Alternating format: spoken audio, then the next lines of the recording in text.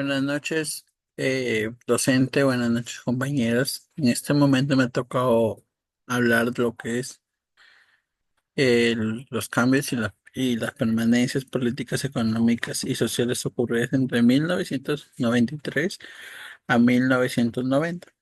Ya ver, los cambios políticos, económicos y sociales ocurridos en esa época fueron varios cambios. Uno de los principales, hablamos de las migraciones de la migración a Lima.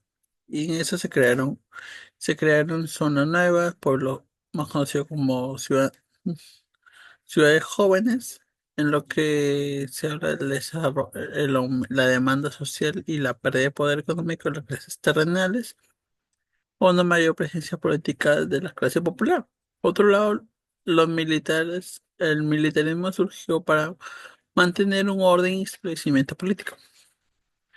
También vamos a hablar lo que es el surgimiento de una estrategia política, el populismo y que aprendemos en comparación a intereses sociales. Se produjeron varios cambios. Uno de ellos también fueron en 1955, lo que fue la reforma para la ley de sufragio a la mujer. De la siguiente, la ley básica de la reforma agraria y la ley básica de la sociedad financiera y del petróleo. Durante el gobierno de Belón de Terry experimentaron crisis económicas, devaluación de moneda, movimientos sociales como movimiento de guerrillas apropiaciones de tierras.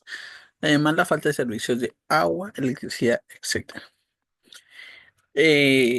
También se utilizó mucho la palabra lo que es cholo para referirse a las gentes inmigrantes e indígenas a la capital o la ciudad de Lima.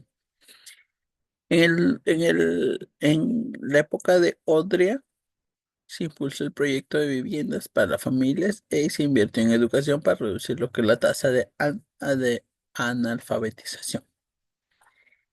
En el, Vamos a hablar lo que es la época en el periódico de Morales Bermúdez. Al, Llegó por medio de un golpe de Estado.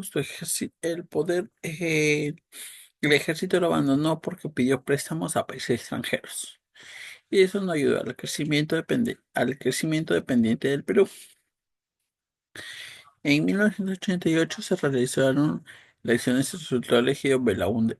Se firmó la ley de Talex, que el acuerdo anunció en la televisión la suspensión de pérdidas y las partes del contrario. El plan Inca fue una, una, pre- una propuesta para transformar y modernizar el país, el cual acaba de dependizar económicamente. La reforma agraria de 1969 con el objetivo de ampliar el mercado interno y poner fin a la injusticia social. Se confiscaron granjas grandes y medianas, también como parcelas, haciendas, y eso fueron entregadas a agricultores a través de una organización agraria. Las consecuencias de la reforma fueron el fin de antiguo dominio minoritario sobre las tierras, conflictos entre agricultores y la falta de producción. ¿Y por qué fue la falta de producción? Porque estos agricultores no fueron ayudados, no fueron preparados para administrar sus tierras con tecnología y la corrupción de los funcionarios estatales. En 1980 se debió la democracia de Belonde inauguró un segundo mandato frente a una economía de un sector productivo de la agricultura, de reformas y la producción ineficiente nacionalista y una inflación del 60%. Las industrias pobres utilizaron el 30% de producción para pagar su deuda externa. En 1982 hasta el 85 comenzaron los problemas por la disminución de la exportación de déficits fiscales y aumento de la deuda externa y la depresión del sol y la caída del PBI, el aumento del desempleo, la recesión, las huelgas, etcétera. El primer gobierno del presidente García, que fue en 1985 a 1990, trajo un intento de nacionalizar el sistema financiero, creó la tasa de inflación más alta de la historia en el Perú, interrumpió los pagos de la deuda externa, el ámbito social, el Partido Comunista Chino, conocido como Vía Luminosa, libró una lucha contra la Armada, el Estado y la sociedad. En la época del presidente Alan García, bajo el gobierno, los militares dejaron de abusar de los campesinos e intentaron imponer controles estratégicos de las esferas de influencia y comenzaron por primera vez el esfuerzo rudimentario de inteligencia militar. A ver, y vamos a hablar lo que es cuál es la influencia de dichos cambios en la conformación del Perú de hoy.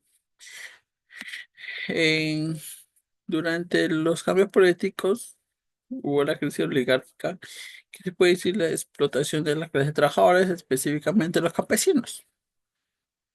Los jamonianos querían acumular riqueza a través de la sobreexplotación de la mano de obra y la fuerza coherencia para además, esta es la fuerza impulsora del actual sistema capitalismo en este país y al mismo tiempo la exclusión de las clases mediante opresiones y dominios de las tierras. También hubieron lo que nos llevó, hubieron, a ver, aunque han pasado muchos años después de este suceso, todavía nos aparecen algunos problemas. Socialmente en esta área siguiente siguen siendo las más afectadas de la discriminación contra los ciudadanos todavía existen debido a la presencia de pequeños grupos que todavía tienen una ideología comunista subyacente pero separada. Políticamente, el Estado tiene una falta significativa de comprensión a la hora de ayudar o de proteger a los ciudadanos. Sin embargo, en estas zonas la presencia del Estado sigue siendo mínima, pero por su parte el régimen neoliberal establecido en la década de 1900 produjo cambios estructurales radicales a la economía y en la institución del Perú.